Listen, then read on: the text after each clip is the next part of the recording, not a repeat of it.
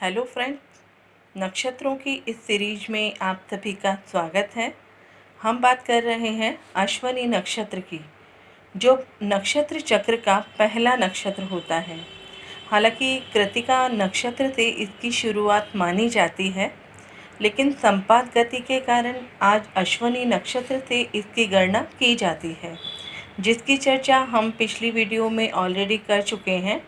साथ ही हमने यह भी समझा था कि नक्षत्र क्या होते हैं, इनका वैदिक एस्ट्रोलॉजी में क्या उपयोग है, अश्विनी के कैरेक्टर क्या है, ऑस्पिशियस इन ऑस्पिशियस बिंदु क्या है, प्रोफेशन क्या है, ये सब हम पिछली वीडियो में ऑलरेडी डिस्कस कर चुके हैं।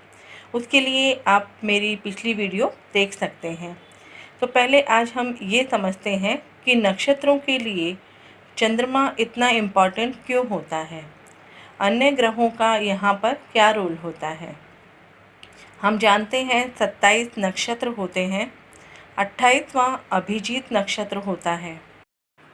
माइथोलॉजी स्टोरी के हिसाब से ये सभी 27 नक्षत्र फीमेल्स को रिप्रेजेंट करते हैं और चंद्रमा इन सब से डेली अपने मूवमेंट में, अपने गोचर में मिलता है। शास्त्रों के अनुसार चंद्रमा हमारा मन है। मन से जुड़ी सभी बातें चंद्रमा से ही समझी जाती है, इसलिए इसे मनस भी कहते हैं, जो हमारे मन को, हमारे हृदय को और हमारी इच्छाओं का एक मिश्रित रूप होता है। और चंद्रमा से ही नक्षत्रों के डेली मन के विचारों तक पहुंचा जा सकता है, और केवल चंद्रमा ही बता सकता है, क्योंकि एक तो चंद्रमा मन के विचारों से संबंध रखता है और दूसरा चंद्रमा ही जल्दी अपने राशि चक्र को पूरा कर लेता है।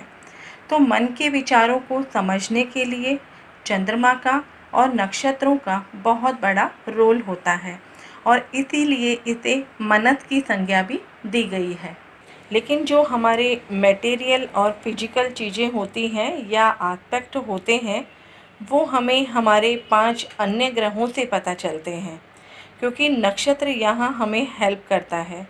और वो 5 ग्रह हैं मंगल, बुध, गुरु, शुक्र और शनि, और इसीलिए ये हमारे 5 महाभूत भी कहे जाते हैं। जब हम अश्विनी नक्षत्र की बात करते हैं तो अश्विनी से शुरू करके 5, 6, 5, 6 और 5 नक्षत्र क्रमशः पृथ्वी, जल, अग्नि, वायु और आकाश तत्व के होते हैं। जैसे हम अश्विनी से यदि 5 तक गिनती गिने तो आता है मृगशिरा, जो पृथ्वी तत्व को इंडिकेट करता है। इसी तरह आप सारे नक्षत्र को उनके तत्वों के आधार पर समझ सकते हैं कि कौन सा नक्षत्र कौन से तत्व का होगा। पंचतत्व की वीडियो मैं ऑलरेडी अपने चैनल पर अपलोड कर चुकी हूँ। अगर आप लोगों को ज़रूरत लगे तो आप उसे सुन सकते हैं। तो नक्षत्रों के सभी पदों को उन ग्रहों से समझा जाता है। जैसे ग्रह होंगे, जैसे नक्षत्र के चरण होंगे, उसी प्रकार से आपकी स्थिति का पता चलेगा। इसमें व्यक्ति के मानसिक, शारीरिक और धार्मिक जो प्रवृत्ति होती है या जो एस्पेक्ट होते हैं, वह इन पदों से जाना जा सकता है। अश्विनी नक्षत्र के कारकत्वा आप पिछली वीडियो में सुन सकते हैं, जिसकी चर्चा हम पहले कर चुके हैं। जब हमारा लग्न चंद्रमा या सूर्य अश्विनी नक्षत्र में आते हैं तो हमारा मन, हमारे विचार भी उसी से संबंधित होते हैं। अब बात करते हैं कि अश्विनी नक्षत्र के स्वामी होते हैं केतु, और इसके हर पद के स्वामी भी अलग अलग होते हैं और राशि का स्वामी भी अलग होता है। इसे बहुत ही अच्छे से और ध्यान से समझने की ज़रूरत होगी, क्योंकि ये पॉइंट थोड़ा सा कंफ्यूज कर देता है। अश्विनी नक्षत्र का पहला पद मंगल के अधीन आता है, दूसरा पद शुक्र के अधीन आता है, तीसरा पद बुध के अधीन आता है और चौथा पद चंद्रमा के अधीन आता है। अश्विनी नक्षत्र हम जानते हैं 0 डिग्री से 13 डिग्री 20 मिनट तक होता है मेष राशि में, 13 डिग्री 20 मिनट से 26 डिग्री 40 मिनट तक भरणी में होता है मेष राशि में, और 26 डिग्री 40 मिनट से लेकर 10 डिग्री तक कृत्तिका नक्षत्र में होता है मेष और वृषभ राशि में। तो अश्विनी नक्षत्र का पहला पद होगा 0 डिग्री से लेकर 3 डिग्री 20 मिनट तक, जो एरीज नवांश में होगा, मेष नवांश में होगा। इसका सेकंड पद 3 डिग्री 20 मिनट से लेकर 6 डिग्री 40 मिनट तक होगा, जो तौरत नवांश में होगा, वृषभ नवांश में होगा। थर्ड पद की अगर बात करें तो 6 डिग्री 40 मिनट से लेकर 10 डिग्री तक जैमिनी नवांश में होगा, मिथुन नवांश में। और इसका फोर्थ जो पद होगा वो 10 डिग्री से लेकर 13 डिग्री 20 मिनट तक कैंसर नवांश में होगा, यानी कर्क नवांश में। इस तरह अश्वनी नक्षत्र 0 डिग्री से लेकर 13 डिग्री 20 मिनट तक अपने सभी चरणों को, सभी पदों को अपनी डिग्री के हिसाब से कवर करेगा। आई थिंक आप लोगों को समझने में दिक्कत नहीं हो रही होगी।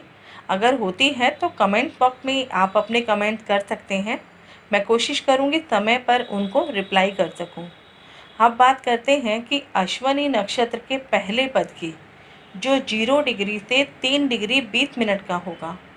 इसका प्रभाव जातक के जीवन और उसकी एनर्जी पर पड़ेगा।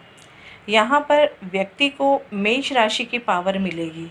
उनकी जो ऊर्जा होगी वह मंगल जैसी होगी और वह ऊर्जा अपने पीक पॉइंट पर होगी, जिसके कारण उसके इफ़ेक्ट और भी ज़्यादा पावरफुल होंगे, एक्टिव होंगे। अगर आपका चंद्रमा, सूर्य या लग्न या कोई भी ग्रह अश्वनी नक्षत्र के फर्स्ट पद में होगा तो ग्रह के अनुसार जो उनके कारकत्वास होंगे उनके जैसे होंगे। उनकी पावरफुल कंडीशन होगी, कमांडिंग पावर उनकी स्ट्रांग होगी और विल पावर भी उनकी स्ट्रांग होगी और उसी के हिसाब से उनका प्रोफेशन भी होगा। अगर फिजिकल अपीयरेंस की बात करें तो ऐसे व्यक्ति या उनका लग्न या चंद्रमा अश्वनी के पहले चरण में हो तो उनका फेस थोड़ा लंबा सा होगा, नाक उनकी छोटी होगी, सामान्य से छोटे उनके हाथ होंगे, भारी आवाज़ होगी, साधारण नैननक्श होंगे और शारीरिक गठन उनका सामान्य होगा। पहले चरण का स्वामी मंगल है तो ऐसे व्यक्ति दूसरों की चीज़ें बहुत आसानी से उठा लेते हैं।